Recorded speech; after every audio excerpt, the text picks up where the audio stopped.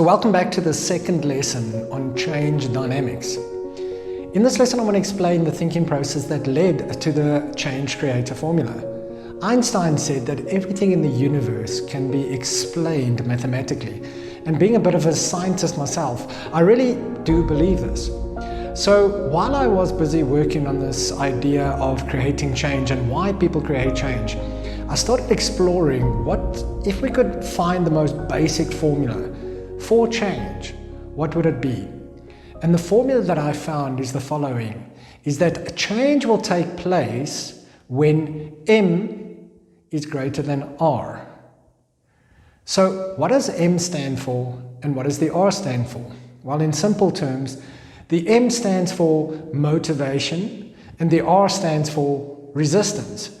So what we mean by this is that you will create a change in any area of your life when your motivation to change is greater than your resistance to that change. When we're talking about motivation, what we need to understand is that there really are two types of motivation. The first is what we call extrinsic motivation, and the second is what we call intrinsic motivation. Now, extrinsic motivation, as the name says, that is when you need an external stimulus to motivate you. We find a lot of motivational speakers, and there's a place for them in the world that motivate people to want to do better, to want to be better. So that'll be someone standing on stage shouting the yes you can, and you inside going yes I can, and I'm sure you've seen the audiences around going yes we can, and getting motivated and hyped up, and you feel all motivated and excited to create this change, and then you wake up the next morning and you go, no, I can't. You see, that is the challenge that we have with external motivation, is that it never lasts very long. That is not the type of motivation that we are speaking about here when we talk about the change creator formula and in the change dynamics program. The kind of change we're talking and the kind of motivation we're talking about is internal, intrinsic motivation. That is motivation that comes from the inside, and that is motivation that can last for a lifetime.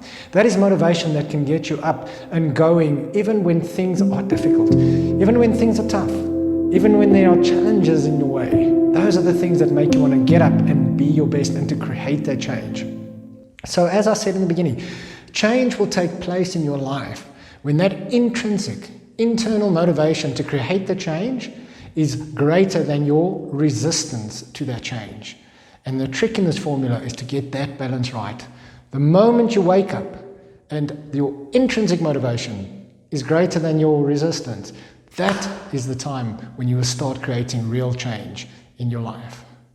So the question then becomes, what are the variables that make up your intrinsic motivation, and what are the variables that make up your resistance? Because if we can understand that, we can get a lot closer to understanding how we create true and lasting changes in our lives, and why it is that we don't take action and create the change that we know we should be creating.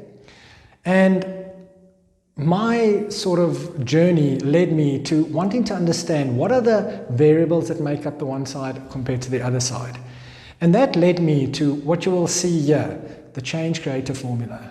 Now, don't get turned away by this. I know it will look daunting, and if you're a mathematician, maybe it'll look interesting and you'll want to know more about it. But for most of us, this can look extremely daunting. What we are going to be doing through the rest of this micro degree is unpacking what these variables are, and then you are going to be doing the work of measuring yourself in each variable. So I look forward to sharing the rest of the journey with you. And let's get started on the very first variable when we move on to Lesson 3.